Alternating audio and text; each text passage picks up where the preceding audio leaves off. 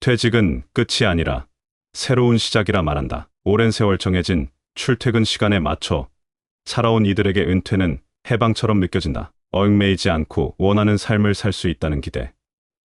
그 안에는 오랫동안 미뤄온 자유와 여유에 대한 갈망이 깃들어 있다. 그래서일까? 요즘 퇴직 후 캠핑카를 구입해 전국을 떠도는 삶을 꿈꾸는 사람들이 부쩍 늘었다. 텔레비전에서는 유명 배우가 캠핑카로 전국을 여행하는 장면이 나오고, 유튜브에선 조용한 시골 마을에 차를 세우고 여유롭게 커피를 내리는 은퇴자의 모습이 반복된다. 그러나 현실은 그리 낭만적이지 않다. 특히 퇴직금을 들여 캠핑카를 구입한 후 후회하게 된 이들의 사례는 그런 이상과 현실의 간극을 냉정하게 보여준다. 이제 막 은퇴의 문턱을 넘은 사람이라면 반드시 귀 기울여야 할 이야기들이다. 첫 번째 사례는 62세의 김영수 씨 이야기다. 그는 대기업에서 30년 넘게 근무한 뒤 명예퇴직을 했다. 퇴직금은 약 1억 3천만 원. 그는 그중 절반 가까이를 들여 6천만 원짜리 중형 캠핑카를 구입했다. 아내와 함께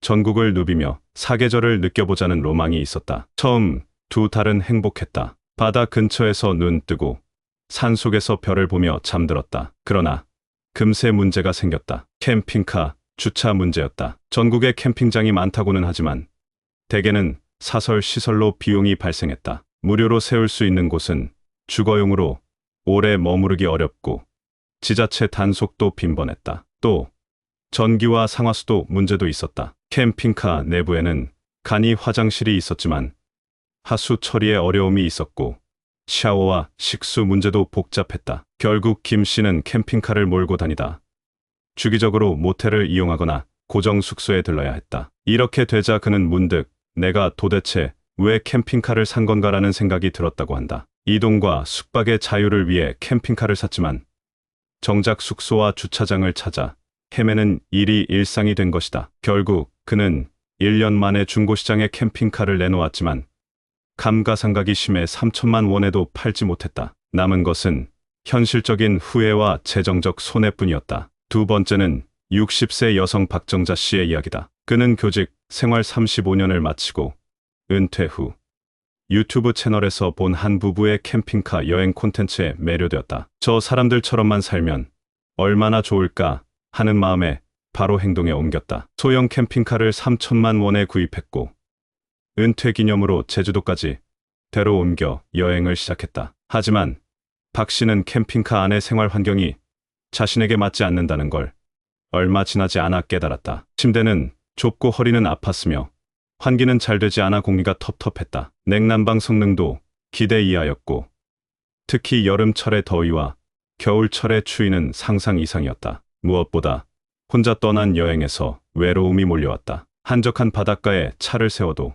예쁜 풍경을 봐도 나눌 사람이 없었다. 한두 번은 낭만적으로 느껴졌지만 반복될수록 고독만 짙어졌다. 지인들에게 사진을 보내며 외로움을 달래보려 했지만 결국 석 달 만에 캠핑카를 세워두고 집으로 돌아왔다. 지금은 캠핑카가 아파트 주차장 한켠에서 먼지만 쌓이고 있다. 그 차를 볼 때마다 박 씨는 내가 정말 은퇴 준비를 한 게 맞나라는 회의감에 빠진다고 했다. 세 번째는 전직 공무원이었던 63세 최철호 씨의 경우다. 그는 은퇴 후 일상을 바꾸고 싶었다. 젊은 시절 꿈꿨던 여행 작가의 삶을 시연해보겠다는 포부로 캠핑카를 선택했다. 퇴직금의 절반인 5천만 원을 들여 최신형 차량을 구입했고 노트북과 카메라를 챙겨 전국 일주에 나섰다. 문제는 유지비였다. 한 달 유류비와 캠핑장 비용, 식비, 차량 정비 등을 합치니 기본으로 150만 원 이상이 들었다. 여기에 캠핑카 내부의 고장도 찾았다. 수도 펌프가 고장 나 물이 나오지 않았고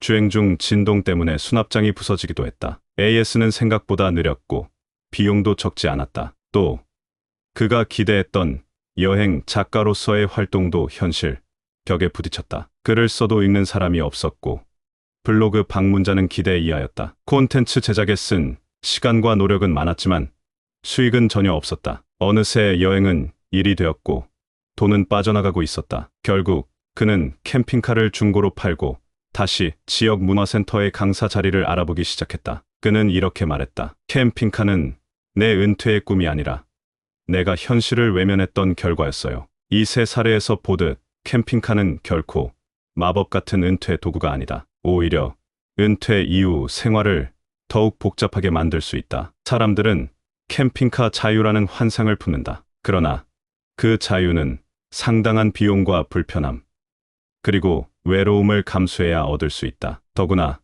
그 자유가 지속 가능한지도 따져봐야 한다. 물리적인 불편함뿐 아니라 경제적인 지속 가능성도 중요하다. 퇴직금은 한 번뿐이고 잘못된 선택은 되돌리기 어렵다. 은퇴는 결코 도전만으로 감당할 수 있는 시기가 아니다. 반드시 냉정한 계산과 현실적 준비가 병행되어야 한다. 낭만은 좋다. 그러나 낭만만으로는 은퇴를 견딜 수 없다. 그런 점에서 캠핑카는 자유의 상징이기보다는 현실을 직시하지 못한 투자가 될 수도 있다. 이제 막 은퇴를 앞둔 이들이 있다면 캠핑카를 바라보며 꿈을 꾸기보다는 먼저 내 생활 패턴과 성향, 건강 상태, 재정 여건을 냉정히 돌아보아야 한다. 휴식은 필요하지만 그것이 고정 지출을 만드는 형태여선 안 된다. 고정 자산은 움직이지 않는다. 그러나 은퇴자는 유연해야 한다. 캠핑카를 선택하기 전 수차례의 단기 렌트 경험을 통해 그것이 나에게 맞는지를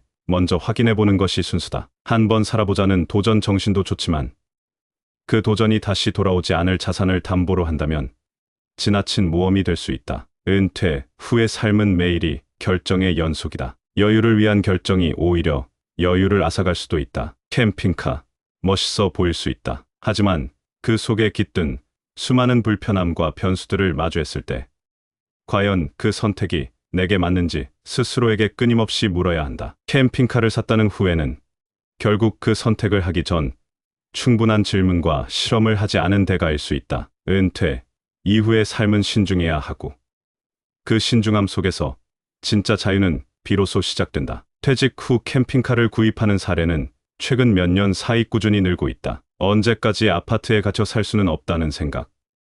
이제는 나를 위한 삶을 살고 싶다는 갈망이 그런 선택을 부추긴다. 캠핑카는 마치 그 모든 갈증을 해결해줄 듯한 도구처럼 보인다. 나만의 공간에서 자유롭게 떠돌 수 있고 어디든 내가 원하는 곳에 머물 수 있다는 기대가 마음을 움직인다. 하지만 실상을 들여다보면 캠핑카는 단순한 여행수단이 아니라 또 하나의 주거 시스템이며 관리와 유지비, 생활의 불편함까지 감수해야 하는 독립된 공간이다. 낭만을 쫓는 선택이라면 현실을 마주하는 감각도 함께 따라야 한다. 전문가로서 캠핑카를 통한 은퇴 생활을 고민하는 분들에게 가장 먼저 권하고 싶은 건 반드시 체험을 해보라는 것이다. 적어도 일주일, 가능하면 한 달 이상 단기 렌트로 캠핑카 생활을 직접 경험해보는 것이 좋다. 실제로 차 안에서 잠을 자보고 요리도 해보고 샤워도 해보고 전기와 물을 어떻게 조달하는지를 느껴봐야 한다. 이 모든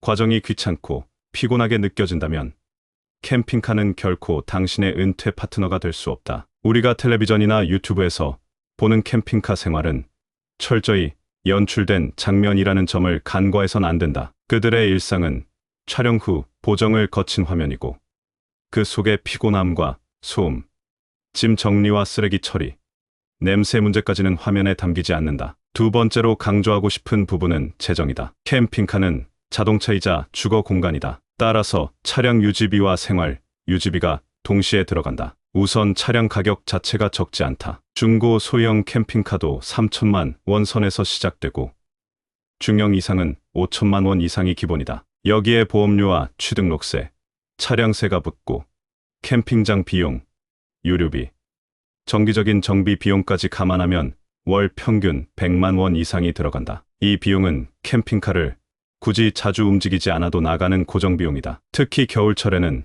난방비가 급격히 늘어나고 여름엔 냉방 장치의 한계로 인해 차량 안에서 생활하기 어렵다. 결국 적당한 계절에만 여행을 다니게 되고 나머지 기간에는 주차장에 세워둔 채 고정자산으로 머무르게 된다. 그런 면에서 캠핑카는 퇴직자에게 이동식 집이라기보다 이동이 잦은 비용 청구서에 가깝다고 말하고 싶다. 초기 비용이 크고 중고로 되팔 때는 감가상각이 급격하게 이루어지기 때문에 실질적으로 손해를 감수할 각오가 필요하다. 특히 퇴직금 대부분을 캠핑카에 투입하는 건 아주 위험한 선택이다. 퇴직금은 은퇴 이후 최소한의 생활 안정을 위한 마지노선이다. 이 돈을 정기적인 수입 없이 지출하는 건 큰 재정 리스크를 안고 가는 셈이다. 단순히 지금이 아니면 언제 해보겠나라는 마음 하나로 투자할 수 있는 금액이 아니라는 말이다. 또 하나 놓쳐서는 안 되는 부분은 심리적인 측면이다. 캠핑카는 고독과 외로움에 익숙한 사람에게는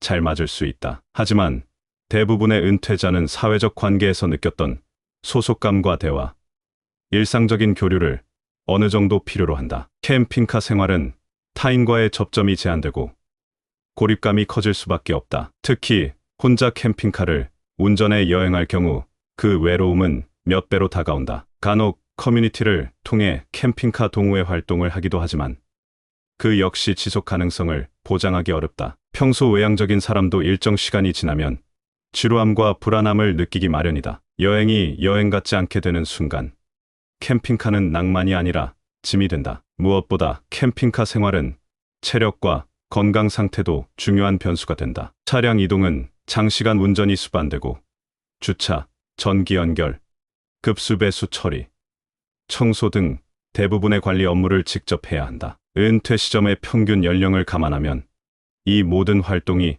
신체적으로 부담일 수밖에 없다. 고혈압이나 당뇨, 관절 질환이 있는 경우 이동 중 문제 발생 가능성도 무시할 수 없다. 응급 상황이 발생했을 때 병원과의 거리나 접근성 문제도 반드시 검토해야 한다. 실제로 캠핑카를 몰고 다니다가 건강 문제로 인해 중도의 생활을 포기하는 경우도 적지 않다. 그렇다고 해서 캠핑카가 전적으로 나쁜 선택이란 뜻은 아니다. 다만 그것은 특정한 사람에게만 맞는 특별한 방식의 은퇴 생활이라는 사실을 명확히 인식해야 한다. 자산 여유가 있고 장거리 운전에 부담이 없으며 혼자만의 생활을 즐길 줄 아는 성향이라면 캠핑카는 좋은 수단이 될 수 있다. 또 일시적인 여행 수단으로 활용한다면 그만한 자유와 경험을 선사할 수도 있다. 하지만 고정된 생활 기반이 없는 상황에서 캠핑카를 유일한 은퇴 계획으로 삼는 것은 너무도 위험한 접근이다. 개인적으로 권하고 싶은 대안은 캠핑카가 아닌 거점 있는 여행이다. 예를 들어 도시 외곽의 소형 임대주택을 거점 삼아 렌트 차량으로 근교를 다니는 방식이다. 주거 안정성과 이동의 자유를 동시에 확보할 수 있고 비용 부담도 현저히 줄어든다. 혹은 계절별로 주거지를 옮겨 다니며 살아보는 시니어 홈스테이 같은 방식도 요즘 많이 주목받고 있다. 결국 중요한 건 나에게 맞는 방식이 무엇인가를 충분히 실험하고 분석하고 계산해보는 태도다. 캠핑카는 그런 여러 방식 중 하나일 뿐 전부가 될 수는 없다. 은퇴 후 삶은 단순히 하고 싶은 것을 하는 시간이 아니라 감당 가능한 방식으로 지속 가능한 삶을 설계하는 시간이다. 즉흥적 결정보다 중요한 것은 안정성과 유연성이다. 캠핑카를 타고 떠나는 삶이 단지 로망에 머무르지 않고 현실 속에서 잘 작동하기 위해선 꼼꼼한 준비가 필요하다. 퇴직금이 당신의 마지막 보너스라면 그 보너스를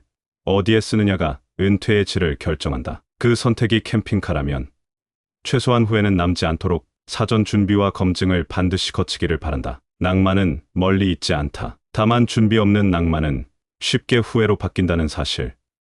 은퇴자라면 반드시 기억해둘 필요가 있다.